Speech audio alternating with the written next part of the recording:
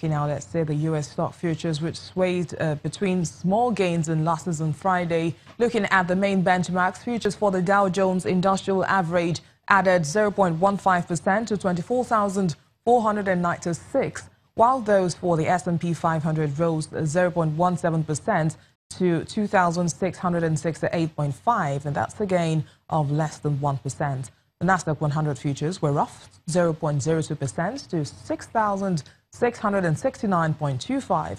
Major indexes have trended to the upside recently, rising in 6 of the past 8 sessions. As of Thursday, the Dow and S&P 500 were each headed for weekly gains of 2.3%, and the Nasdaq for a rise of around 3.3%. And this time in Asia, the shares closed mostly high on Friday, with investor confidence improving amid a de-escalation in recent trade and geopolitical tensions. Japan's Nikkei 225 rose 0.55%, closing at 21,778.74, but was off an intraday high of 21,778.74 earlier in the session. Meanwhile, South Korea's Kospi edged up 0.51%. ending at 2,455.07. The positive sentiment was also seen in Australia, and the S&P ASX 200 firmed 0.23% at 5,829.1. Hong Kong's Hang Seng Index also drifted slightly higher. The index was up 0.11% before the market close.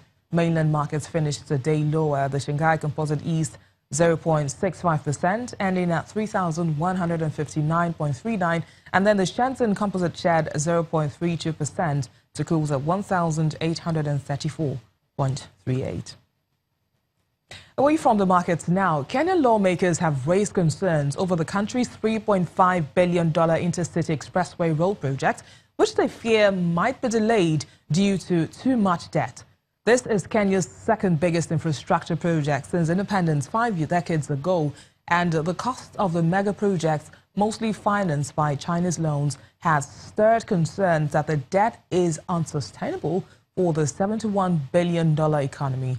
World Bank estimates show the nation's debt could rise to 58% of gross domestic product by the end of June, from 40.6% in the 2011 to 2012 fiscal year.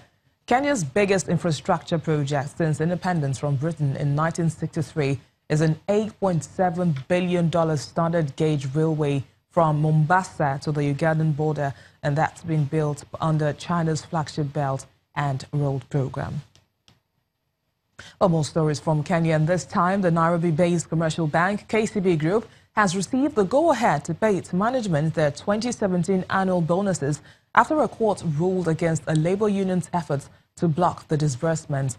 The Banking, Insurance and Finance Union tried to stop bonuses being distributed to 2,279 managers on the grounds that the use of quarterly reviews was discriminatory. Staff in Uganda, Tanzania, Burundi, Rwanda, South Sudan were also affected by a previous court ruling stopping the bonuses.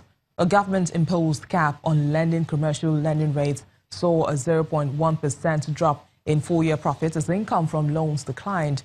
The lender also spent 2 billion shillings on restructuring 709 employees. A 472-carat diamond has been discovered in Botswana by Lusara Diamond at a site previously owned by Giant De Beers. This massive stone is the third largest found by Vancouver-based Lusara at the Karoo mine. The largest stone uncovered at the site, the 1,109-carat Lesedi La Rona, was sold by the company last year for $53 million, which is about $47,777 a carat. A 373-carat chunk that broke off the Lesedi sold for $17.5 million. In 2016, the miners sold the most expensive rough gem on record, the 813-carat Constellation, for $63 million. So far this year, Lusara has found 218 diamonds of more than 10.8 carats at the mine, including 4 stones of more than 100 carats each. And from Botswana, we move to Ghana, where cocoa regulator wants to use the bulk of $600 million in finance that it's planning to raise for the sector on projects to increase local processing and to replant deceased trees. The project is part of plans to raise the West African nation's cocoa output and to enable it to hoard stock in times of a global oversupply. Ghana is looking for funding even as the board is selling debt on the local market at interest rates of more than as much as 20% of its expenses. That's to cover expenses.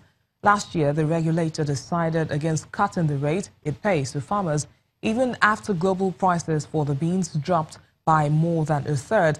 Cocoa Board has sold 1.7 billion cedis or $384 million of 1 year and 182-day securities in the first 3 months of the year.